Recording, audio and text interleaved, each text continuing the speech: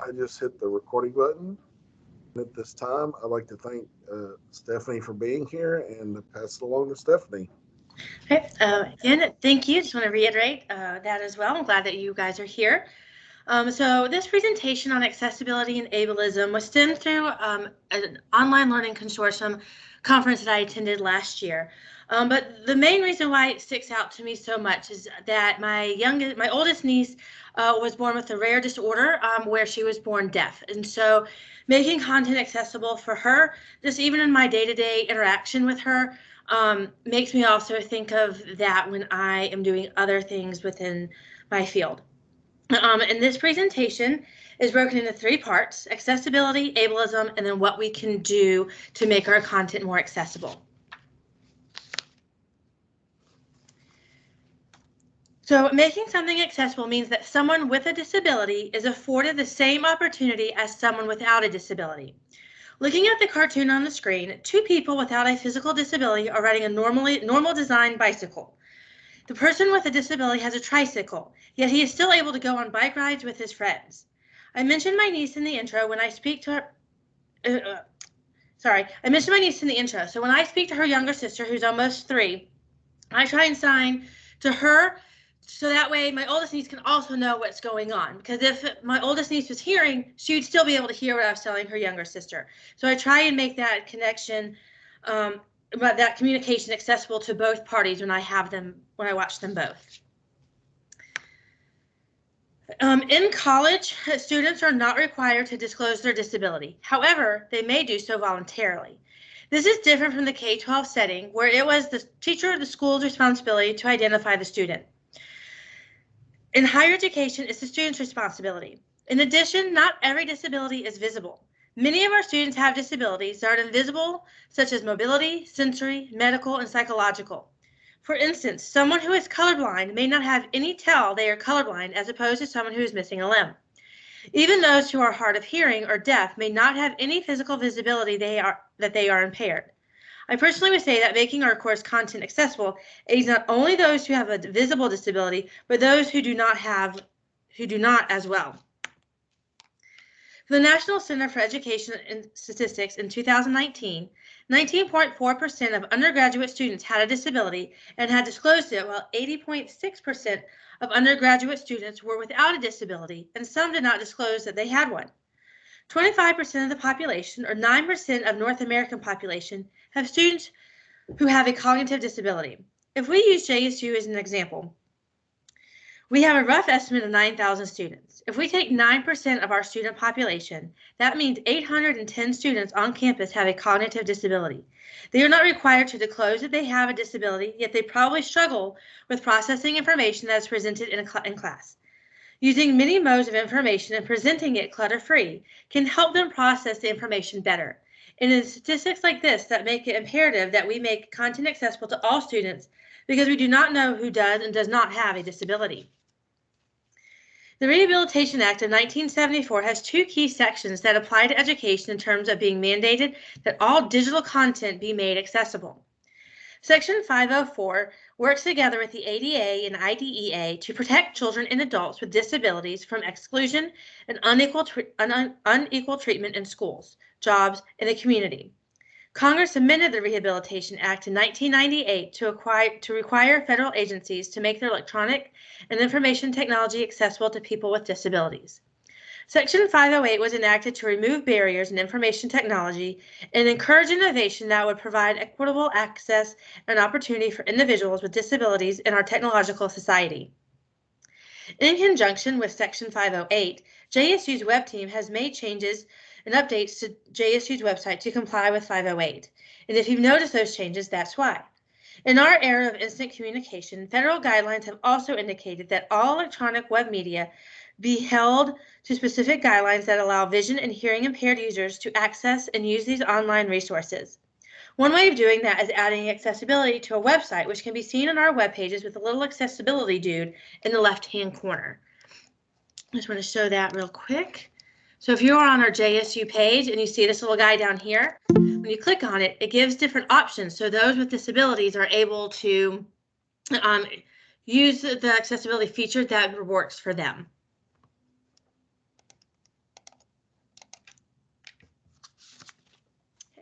Next, we'll talk about ableism.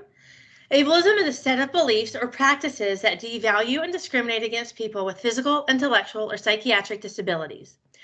There's an assumption that disabled people need to be fixed in one form or another. Ableism characterizes persons with a disability as being defined by the disability. But when we make content accessible to our students, we do so every student can process and view the content provided. What is not being asked by the student with a disability is trying to fix them because they have a disability in doing so. That is an ableist mentality. Think about someone blinding you to practice or pretend being blind, or someone who's on crutches post-surgery tells someone who uses forearm crutches on a day-to-day basis that they totally get the struggle. The difference is that the blindfold or the crutches are temporary or situational use, but someone who has a visual disability or a physical disability have that permanently. There's no removing anything to correct the disability. These types of activities actually have negative results, such as creating fear, apprehension, and pity towards individuals with a disability. So I want to use these comics to further demonstrate what I'm talking about. First, in the image on the right, with red in the background, the person is shoveling snow, has his mind set on shoveling off the stairs for all the students who can physically walk up them, leaving the person in the wheelchair to wait longer till the man shovels off the ramp. However, if the man shoveled off the ramp, all students, regardless of disability or regardless of ability, would be able to walk into the school. Second, on the top middle in blue with the blue border, putting in terms of the pandemic, the first newsreel promoted that COVID-19 affected the elderly with underlying conditions. However, the virus affects all ages with or without underlying conditions. But because the patient wasn't old, the person drawing blood didn't think the patient could be high risk. This goes back to the beginning of my presentation when I said not all disabilities are visible. Just because one can't see a disability or one doesn't disclose it doesn't mean we shouldn't make the something accessible to all.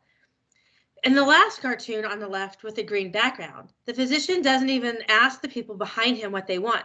He asks the physician in front what they need.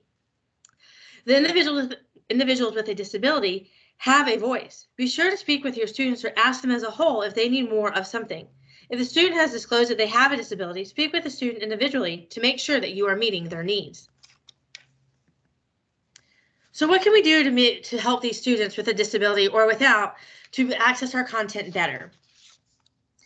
And so I personally used the cartoons to discuss what ableism and accessibility are and to demonstrate that we need to work with the person with a disability or assume all have an impairment and make content accessible for that purpose.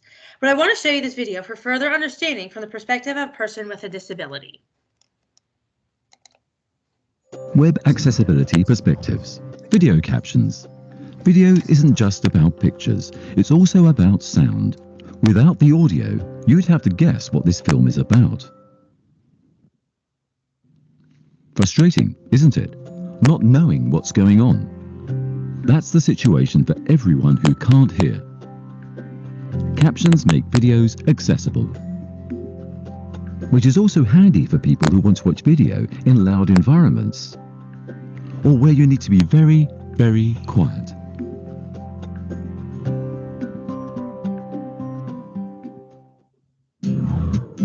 Colors with good contrast.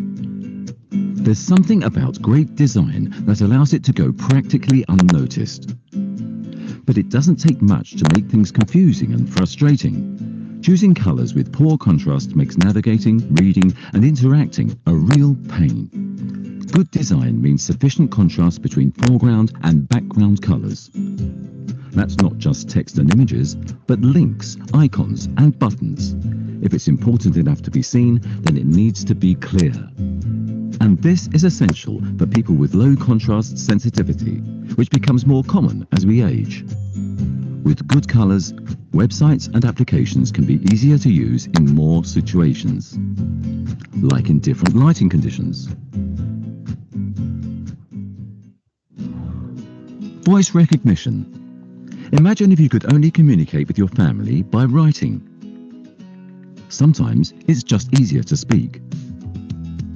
One of the advances of technology is voice recognition, whether it's searching the web, 19th century architecture, dictating emails, send email to Jack Harding, or controlling your navigation app.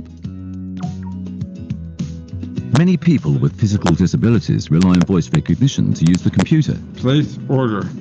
But for that to happen, websites and apps need to be properly coded. Go. Cancel. Voice recognition can help lots of other people with temporary limitations too, like an injured arm. Place order. It can also prevent injuries becoming worse, like RSI, repetitive stress injury, or for people simply preferring voice. Text-to-speech. Some people can see the text on this screen. Fortunately, computers can convert text to speech. It's technology that many people who are blind have been relying on for years. But it's also important for many people with dyslexia, and very useful for people with difficulty reading text, as well as some people who just like to multitask. But for this to work, websites and apps have to be properly coded, which has the added benefit of helping search engines index websites' contents better.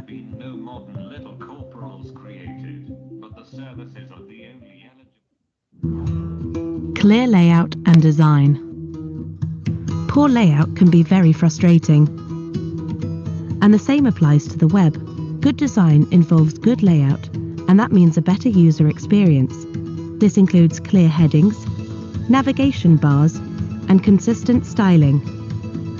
Any web user will get frustrated with bad layout and design.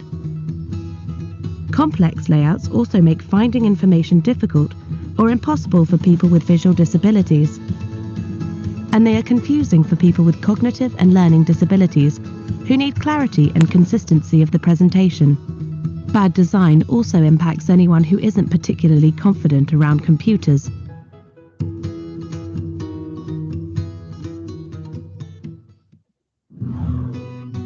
Notifications and feedback. All the right gears can be put in motion. The hands can be at the exact place they need to be. But if you don't get the response that you're expecting, you'll end up wondering if there's some sort of problem. It's the same on the web. Without clear notifications and feedback, people are quickly disoriented and confused. Especially error messages, which are often complex and confusing. Yet making them understandable is usually quite simple. Making websites and apps predictable and understandable makes them accessible to people with cognitive and learning disabilities. And more usable for everyone, especially for people with lower computer skills.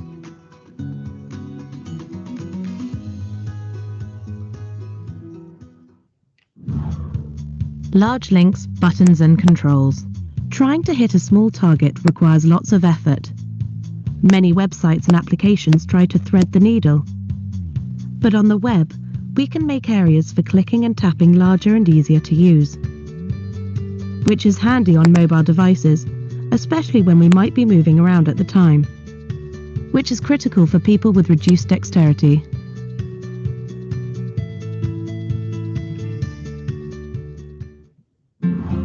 Customizable text. What's right for you doesn't necessarily work for the next person. Customization isn't always just a question of preference, though. Sometimes it's a necessity. Being able to adjust the text is crucial for people with low vision and dyslexia. Properly coded websites and applications allow the text to be customized. For example, to change its size, spacing, font, and colors without loss of functions or clarity. Understandable content. Instead of saying, to postulate a conceit more irksome than being addressed in sesquipedalian syntax is adamantine, it is better to say, being spoken to in unnecessarily long and complicated language is a pain. Yet many websites like structuring, using headings, lists, and separation. Or they use overly complex language, jargon, and unexplained acronyms. It makes them difficult and unappealing to use for many people, including non-native speakers, and makes them unusable for people with cognitive and learning disabilities.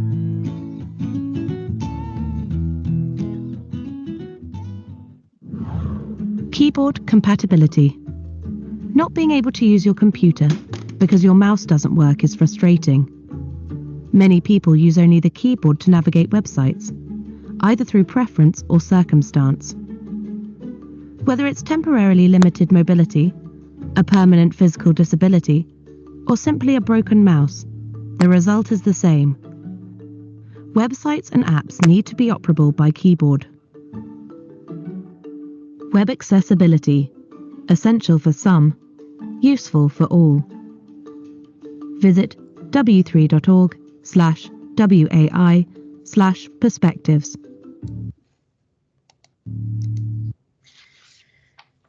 And so there are many options that we can use here in our day-to-day usage of what we create. From accessibility checkers to dictation tools to creating transcripts and closed captioning. So the Microsoft Suite Accessibility Checker, it will not only tell you the issue, it will also provide you why and how to correct it. And so we can quickly just watch how that is done.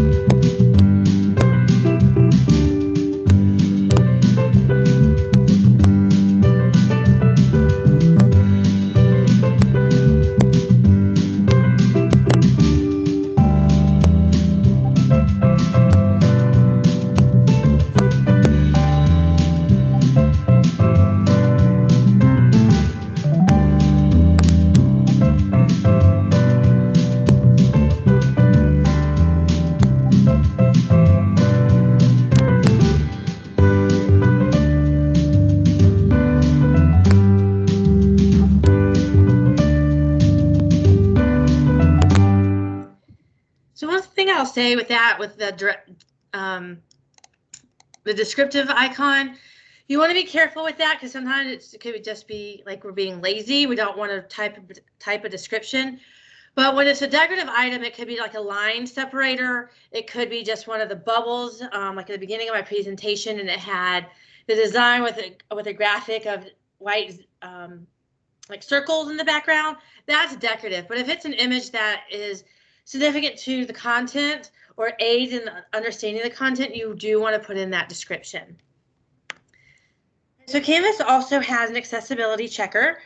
Within our own Canvas, you can do that in the rich content editor. So whether it's pages, announcements, etc., you can find it. And if you haven't used it, this is how it works. Did you know about the Canvas accessibility checker? In the rich content editor in Canvas, you have a lot of options, but one of those options is a little person that is in a little circle here, and that is the accessibility checking tool. So if you click on that, what's going to happen is it's going to look for errors within a page. For example, right here, I have an image that does not have an alt tag to help people who need a screen reader to identify that image. Now, since it's just a decorative image, I might actually choose to click decorative only. Other things might be, for example, the contrast here in this text. I used yellow text. The contrast isn't good enough, so people who need help with low vision would not be able to read this text as efficiently as maybe they could if I changed the background text. Other things it looks for, again, issues with images, issues with links, whether links are being used properly, whether you've got multiple adjacent links, whether you have issues with tables. There are lots of different features that the accessibility checker can help you with. And so when you're designing in your courses and you're looking at your pages and your tests and your quizzes, click on the accessibility checker, give it a try. Make sure your content is as accessible as possible for your students. Hope that helps. Have a great day. In addition to Canvas, in the rich content editor accessibility checker, if you have City Plus design tools, you can also use accessibility checker there. And Chris has done professional development on City Design. And so if you use it, I recommend doing that one as well, because sometimes City Design Tools catches accessibility features that Canvas does not. In this video, we will review the accessibility features available in Design Tools. Designing courses that are accessible is important, but it can be difficult to know if your images, links, and headers meet accessibility standards. Design Tools provides a quick and convenient way to address this challenge. After launching Design Tools, select the Check Accessibility panel. From here you can check heading levels, image alt text,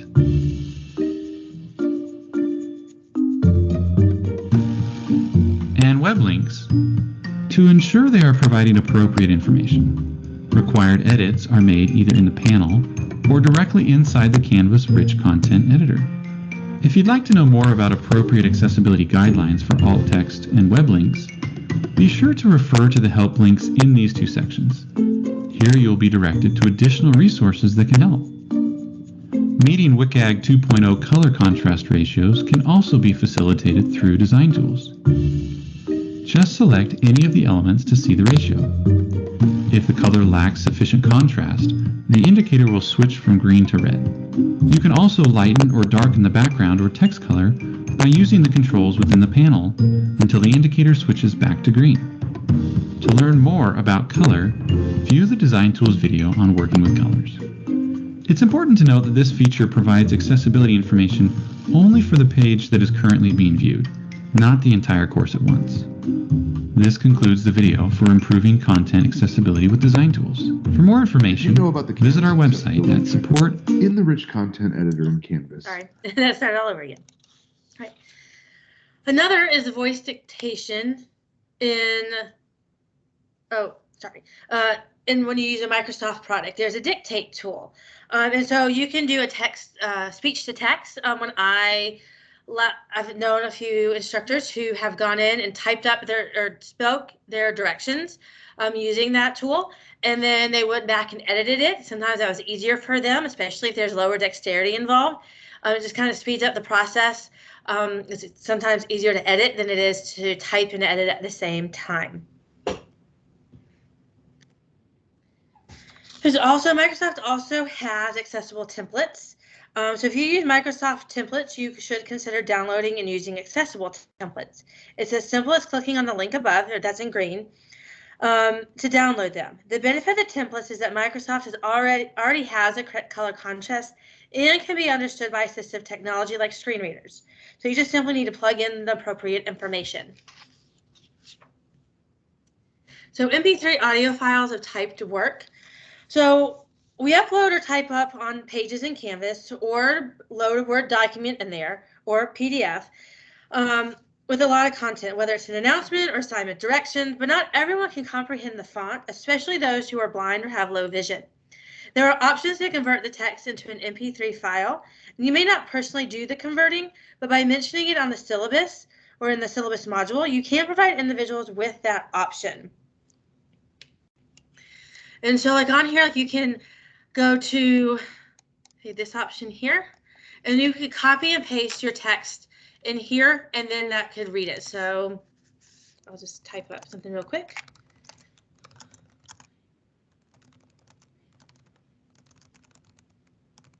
Okay. And so then you have different options of language as well as male or female to read it. We upload or type on pages a lot of content. Okay. And then you can, if you are pleased with how that works, then you're able to go download as an MP3, and then you can load that and attach it into your Canvas Rich Content Editor.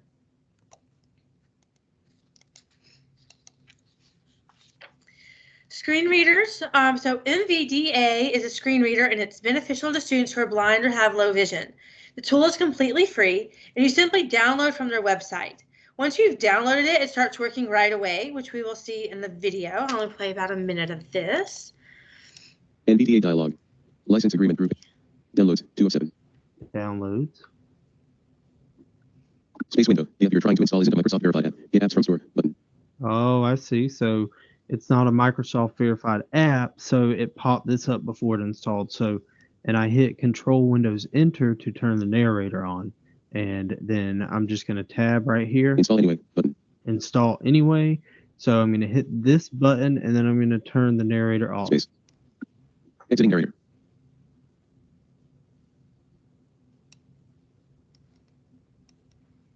All right, you hear it coming up.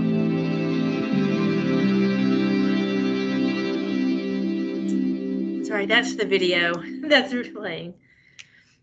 And you'll notice that once it downloads, hear it sound automatically turning it starts on. reading. 1 second. NVDA dialog. License agreement grouping. License agreement edit read only multi-line. NVDA license. Okay, and so that's how that works once it gets downloaded. And like I said, it starts working right away.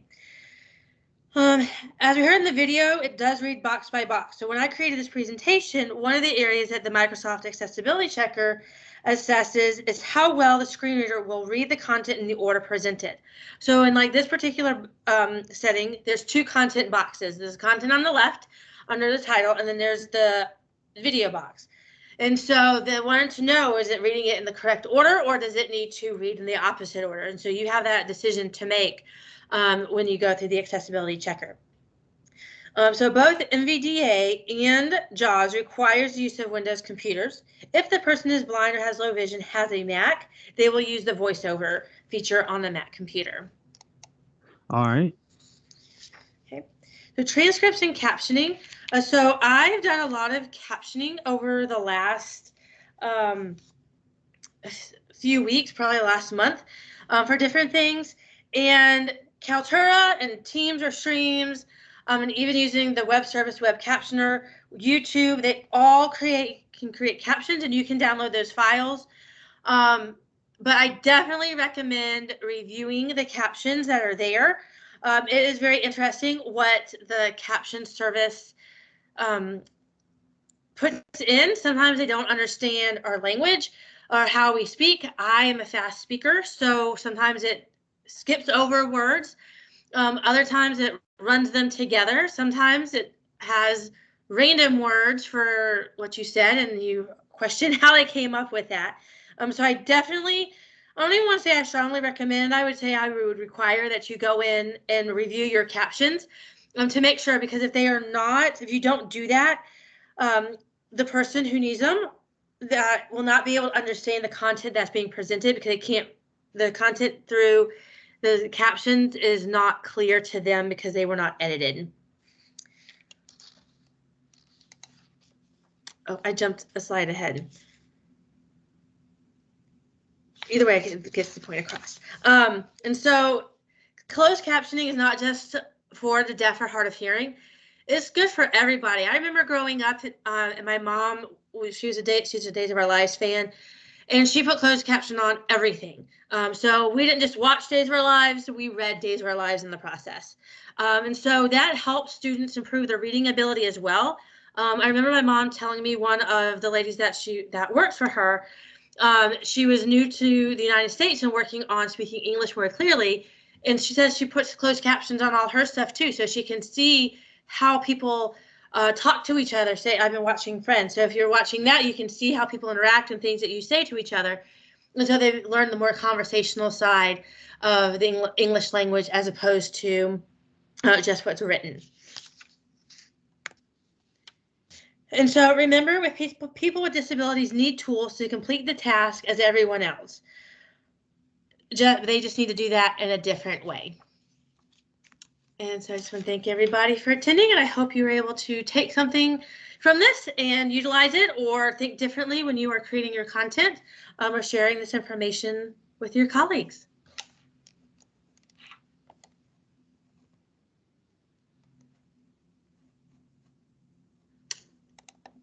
Does anyone have any questions or comments?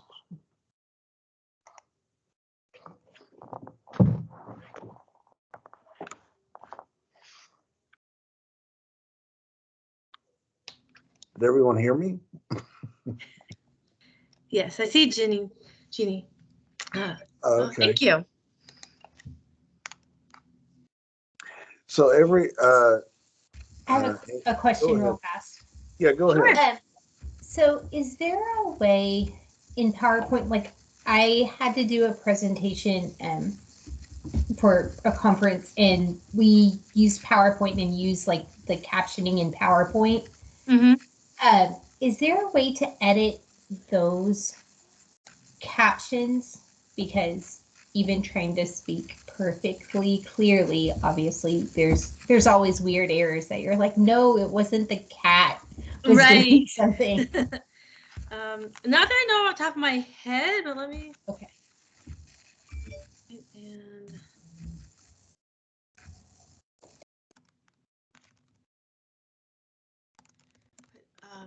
Google's always good to see. This is what I'll share this in the chat box. This is what comes up there when I look for it on how to go and edit them in PowerPoint. I think that's what you're looking for. The other thing that you can do, Andrea, is like either load it into, I'm trying to think, like if you can export them, or if you put the video or the MP3 into YouTube or even Kaltura and order the captions there, you can download the caption file and you can read through that and edit them, and then you can load that into PowerPoint as well. That could be another way. Okay. If I find anything differently, I will share with you. Okay, thank you.